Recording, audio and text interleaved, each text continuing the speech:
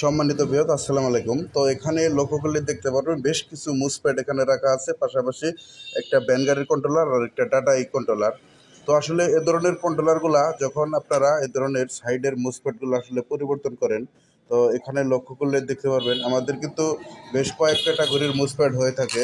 ঠিক আছে, বেশ কয়েক ক্যাটাগরির মুসপ্যাড হয়ে থাকে।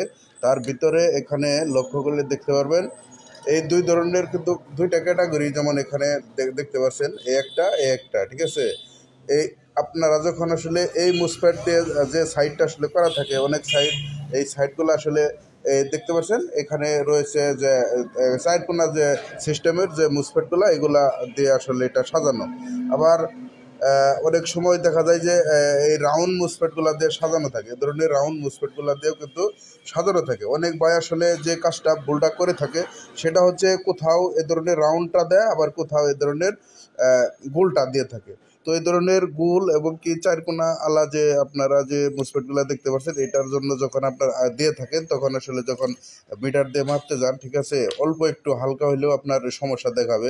তো আমি আপনাদেরকে মেপে দেখাচ্ছি। তো যখন আসলে এই ধরনের মুসপ্যাডগুলো আপনারা এভাবে মাপতে যাই, তো আসলে সাইডের বিভিন্ন ধরনের সমস্যা কিন্তু পেয়ে থাকি। তো বিভিন্ন ধরনের সমস্যা পেয়ে থাকি, দেখতে পাচ্ছেন এটার মাপ দেখাতে আছে 1, তো এটার মাপ দেখাইতেছে 1, ঠিক আছে। আবার আমি আপনাদেরকে, এটা যেহেতু রাউন্ড, আরেকটা আমাদের ফ্ল্যাট লাগবো। এখানে অসংখ্য মুসপ্যাড রয়েছে আমার কাছে। তো আর এটাকে দেখাচ্ছে, দেখতে পাচ্ছেন কত 2। এখানে আপনারা তফাৎটা আপনারা খুঁজে বের করেন, এটার মাপ কতটুকু আর এটার মাপ কতটুকু। তারপরেও কিন্তু মুসপ্যাড এক, ঠিক আছে, মুসপ্যাড কিন্তু একই। তো আসলে আমি আপনাদেরকে আসলে এটাই বুঝাইতে চাইতেছি যে আসলে আমি এখানে 2টি মুসপ্যাড নিয়েছি, তার ভিতরে একটা হচ্ছে আপনার চারকোনা মডেল আর একটা রাউন্ড মডেল, ঠিক আছে।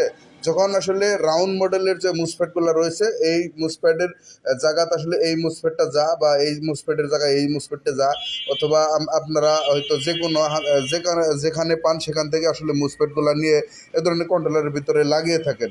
লাগানোর পরে কিন্তু আসলে যে সমস্যাটা হয় সেটা হচ্ছে যখন আমরা এই সাইডগুলো মিলাইতে যাই, হ্যাঁ, এই সাইডগুলো যখন আমরা এইভাবে যখন সাইডটা মিলাইতে যাই, তখন কি হয়, একটা মাপ দেখাই 2, আর একটা একটু কম বেশি দেখা, হালকা একটু কম বেশি দেখা, হ্যাঁ, হালকা যখন একটু কম বেশি আপনাদের দেখায়, তখন কিন্তু আমরা ওইভাবে আসলে সেট করে দিই। আমরা ভাবি যে অল্প একটু মাপ কম বেশি আছে, সেই কারণে সমস্যা হবে না, কিন্তু এটাই আমাদের আসলে বড় ভুল। আসলে এটা হয়তো আপনারা বিশ্বাস করতে হয়তো কষ্ট হচ্ছে, যারা মিস্ত্রি ভাই আছে তাদের জন্য আজকের ভিডিওটি। যারা অলরেডি দীর্ঘদিন যাবৎ মিস্ত্রি কাজ করতেছেন তাদের জন্য আমি এই কথাগুলো আমি নিজে থেকে বলি না, আমি চায়না থেকে যে প্রশিক্ষণটা নিয়েছি, তাদের যে সুপরামর্শগুলো রয়েছে সেগুলোর উপরে ভিত্তি করে কিন্তু কথাগুলো বলে থাকি। যখন আসলে আপনাদের এই সাইডগুলো আমাদের মিটারে মাপতে গেলে অল্প একটু আপ ডাউন দেখাবে, তখনই আমাদের গোড়া পার্সের মাপটা আসলে ডিস্টেন্স হয়ে যাবে, ঠিক আছে। এখানে কিলো রুমস রয়েছে, যখন আমাদের গোড়া পার্সগুলো আসলে 3টা সাইডের গোড়া পার্স যখন সঠিক না হবে, তখন কিন্তু আমাদের এই ধরনের মানে সঠিক করতে গেলেও গোড়া পার্স যদি সঠিক থাকে, তারপরেও কিন্তু মাপ ডিস্টেন্স দেখাবে, আপ ডাউন দেখাবে। যখন আপ ডাউন দেখাবে, যখন আসলে তখন পিক আপটা দিবেন, যে সাইড আসলে মাপ ভালো সেই সাইডে আপনার যে সার্ভিসিং তার রয়েছে, সেই সার্ভিসিং তারটা লাইনটা তাড়াতাড়ি ঢুকে যাবে।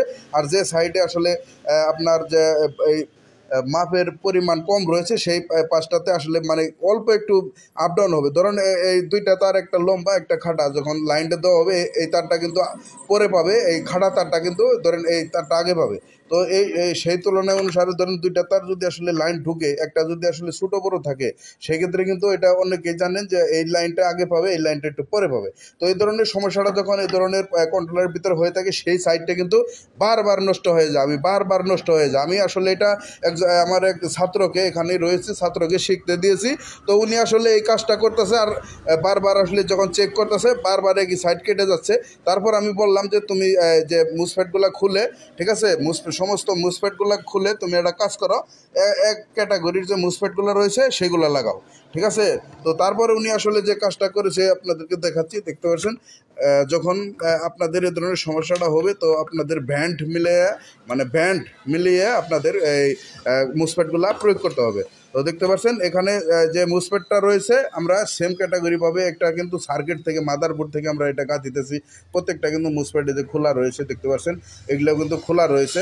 তাছাড়া এই ধরনের কাজগুলো যদি আপনারা মানে যে কাজটাই করবেন, যেটার ভিতরে যে ব্র্যান্ডের মুসপেটগুলো রয়েছে, সেটা রাউন্ড মুসপেট হোক বা চারকোনা মুসপেট হোক, সেই ধরনের মুসপেটই আপনারা লাগানোর চেষ্টা করবেন।